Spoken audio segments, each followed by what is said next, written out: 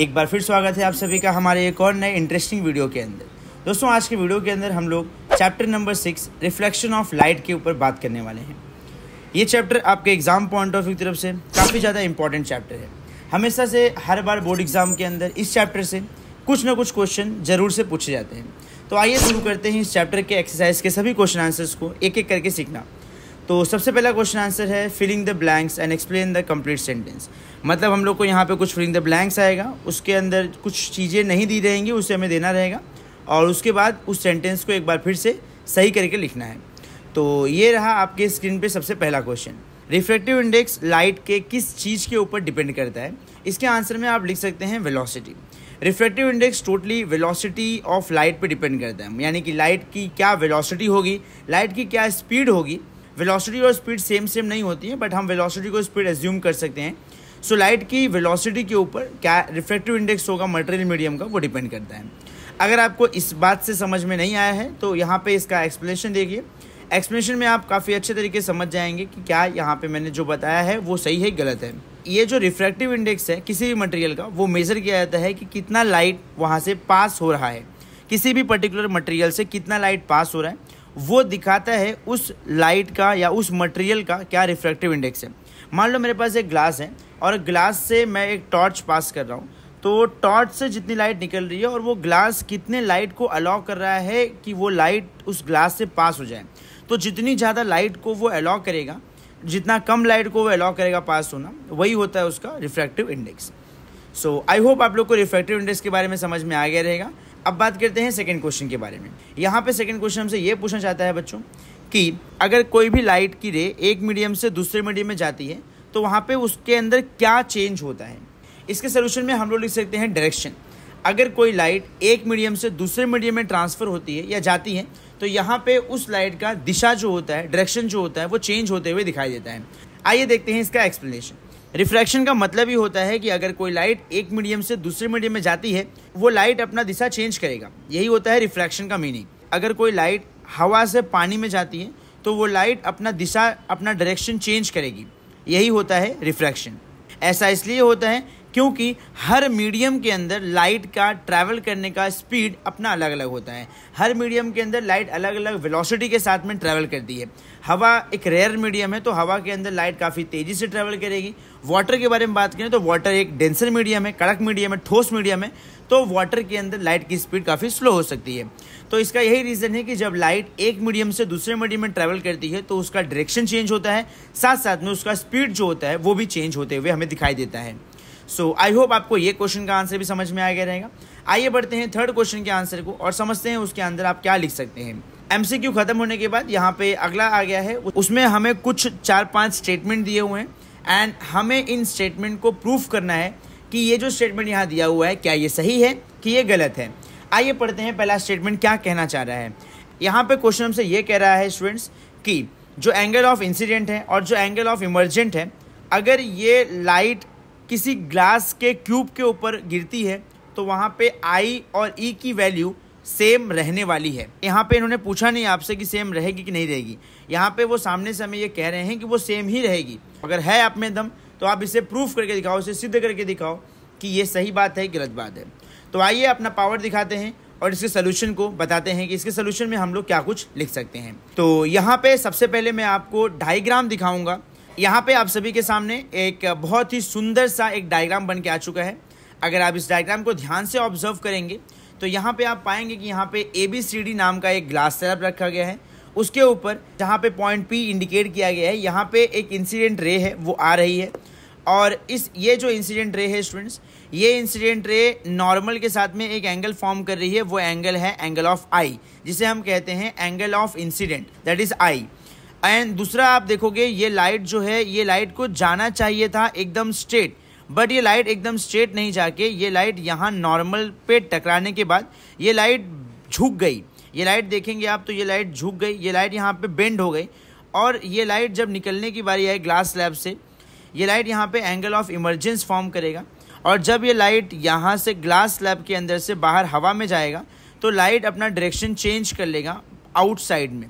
तो कहने का मतलब ये है कि जब लाइट एयर मीडियम से डेंसर में जाएगा तो ये डेंसर मीडियम में बेंड हो जाएगा नॉर्मल की तरफ, और जब ये डेंसर से रेयर में जाएगा तो ये बेंड हो जाएगा रेयर की तरफ। यही रीज़न है कि यहाँ पे जो लाइट है ये लाइट रेयर की डायरेक्शन में यहाँ पे बेंड हो चुकी है।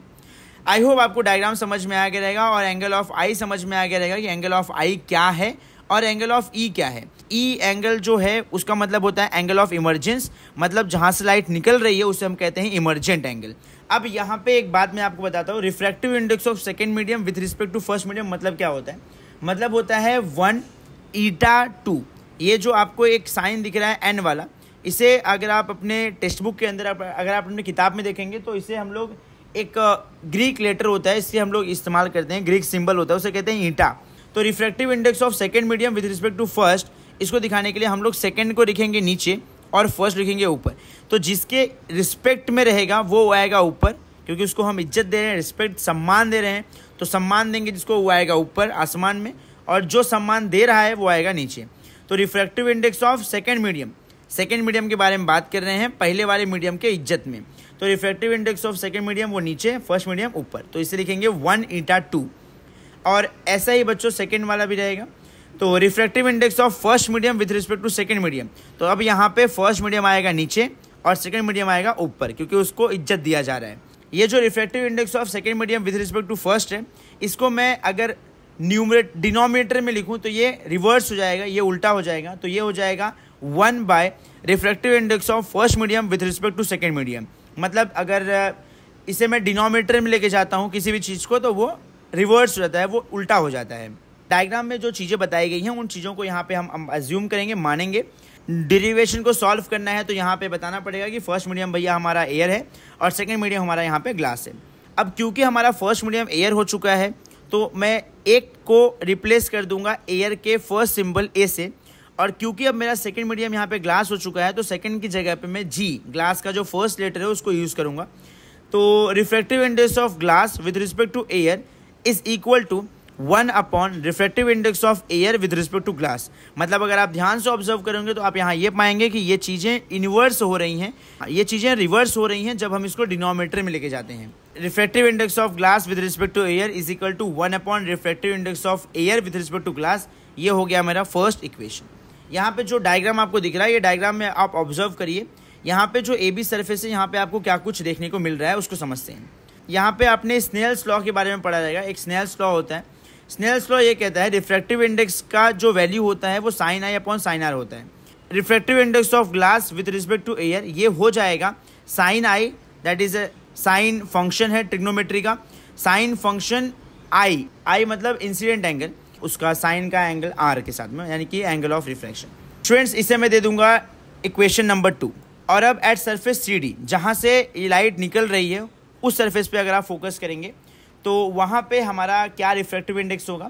Refractive index of air with respect to glass, इसके अंदर हमारी लाइट रे एंटर कर रही है वो होगा हमारा सेकेंड मीडियम, और जिसके जहाँ से एंटर कर रही है वो होगा हमारा फर्स्ट मीडियम। तो पहला वाला अगर आप इक्वेशन नंबर 2 को ध्यान से देखेंगे तो आप ये पाएंगे कि हमारा जो लाइट था रेयर मीडियम में था, मतलब वो एयर में था, एयर से वो ग्लास में जा रहा था। एयर हो गया हमारा फर्स्ट मीडियम, ग्लास हो गया हमारा सेकेंड मीडियम। तो refractive index of second medium with respect to first medium, और सेकेंड में सीन में अगर आप देखेंगे तो यहाँ पे हमारा लाइट ग्लास से एयर में जा रहा है, तो एयर हो गया हमारा सेकेंड मीडियम और ग्लास हो गया हमारा फर्स्ट मीडियम। तो इसलिए यहाँ पे ये फॉर्मूला बनता है refractive index of second medium that is air with respect to first that is glass. इसका फॉर्मूला हो गया sin i upon sin e। sin e मतलब क्या है, sin e जो है वो एंगल ऑफ इमर्जेंस हो गया। अब ये बन जाएगा इक्वेशन नंबर 3। अब हमारे पास टोटल 3 इक्वेशन हो गए, इक्वेशन 1, 2 एंड 3। और यहाँ पे जो हमारा इक्वेशन नंबर 2 है और इक्वेशन नंबर 3 है उसको हम लोग पहले वाले इक्वेशन में सब्स्टिट्यूट करते हैं।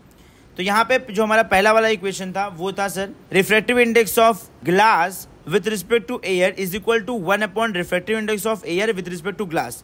देखो स्टूडेंट्स, थोड़ा सा आपको ये समझना पड़ेगा, थोड़ा सा आपको दिमाग लगाना पड़ेगा और थोड़ा आपको चीज़ों को एनालाइज करना पड़ेगा। डायग्राम देख के आपको थोड़ा सा अपने दिमाग पे जोर लगाना पड़ेगा। सबसे इम्पॉर्टेंट, अगर आपको ये चैप्टर को अच्छे समझना है तो यहाँ पे वीडियो देखते देखते आपको साथ में अपने नोटबुक को और पेन को लेके बैठने का है और आपको ड्रॉ करते हुए चलने का है। जैसे जैसे बता रहा हूँ वो सारी बातें जो जो आपके स्क्रीन पे आ रही हैं सब आपको लिखते हुए चलने का है। अभी यहाँ पे मैंने दोनों की वैल्यू सब्स्टिट्यूट कर दी इक्वेशन नंबर 1 के अंदर। आपको मालूम है अगर कोई भी चीज़ रेशियो में कोई चीज़ होती है और अगर वो डिनोमिनेटर में होती है तो वो उल्टा होके फिर मल्टीप्लाई हो जाती है। तो यहाँ पे sine I upon sine R तो ऐसे रहेगा और फिर उसके बाद ये 1 जो रहेगा वो तो एज इट इज़ था, लेकिन ये साइन आर और साइन ई ये उल्टा हो जाएगा और साइन ई ऊपर आ जाएगा, साइन आर नीचे जाएगा। तो उसके बाद फिर ये साइन आर कट जाएंगे और इसके बाद बच जाएगा sir sine i is equal to sine e और साइन भी कट जाएगा, तो अल्टीमेटली हो जाएगा हमारा यहाँ पे आई इज इक्वल टू ई। तो इस तरीके से हमने ये प्रूफ कर दिया एंगल ऑफ इंसिडेंट जो होता है वो एंगल ऑफ इमरजेंस के हमेशा बराबर होता है। होपफुली आपको ये डेरिवेशन समझ में आया रहेगा। काफ़ी इजी और काफ़ी आसान डेरिवेशन है अगर आप चीज़ों को ध्यान समझ लेते हैं तो। एंड हो सकता है बहुत सारे लोगों को इस चीज़ों को समझ में नहीं आया होगा, तो मैं उनसे गुजारिश करूंगा कि आप लोग एक बार फिर से वीडियो को प्ले करिए और इस बार आहिस्ता आहिस्ता स्लोली और बुक और पेन लेके बैठो और जिससे आप साथ साथ में लिखते हुए चलो, तो आपको ये चीज़ें जो होंगी वो क्लियरली समझ में आ जाने वाली हैं। ये बिल्कुल डिफ़िकल्ट नहीं है, आसान है, बस थोड़ा सा कॉम्प्लिकेटेड है क्योंकि 2-3 स्टेप्स आ रहे हैं इसके अंदर। तो ये आप समझ जाओगे यार, आप ज्योमेट्री वगैरह में तो आप करते ही रहोगे सब सब्स्टिट्यूशन वगैरह, आपके लेवल के लिए तो बहुत आसान है ये। अगर आपको आज का वीडियो पसंद आया है तो फटाफट चैनल को सब्सक्राइब करो और अपने उन दोस्तों के साथ इस वीडियो को शेयर करना बिल्कुल ना भूलें जिन लोगों को इस चैप्टर के क्वेश्चन से समझने में तकलीफ है, परेशानी है और प्रॉब्लम है। जो लोग इस चैप्टर को समझने में जूझ रहे हैं, तड़प रहे हैं, उन लोगों को ये वीडियो सजेस्ट करें, रिफ़र करें। जाते जाते मैं आपसे एक लास्ट बार बोलूँगा, don't forget to like, subscribe and comment as well. एक अच्छा क्रिएटिव कमेंट करिए।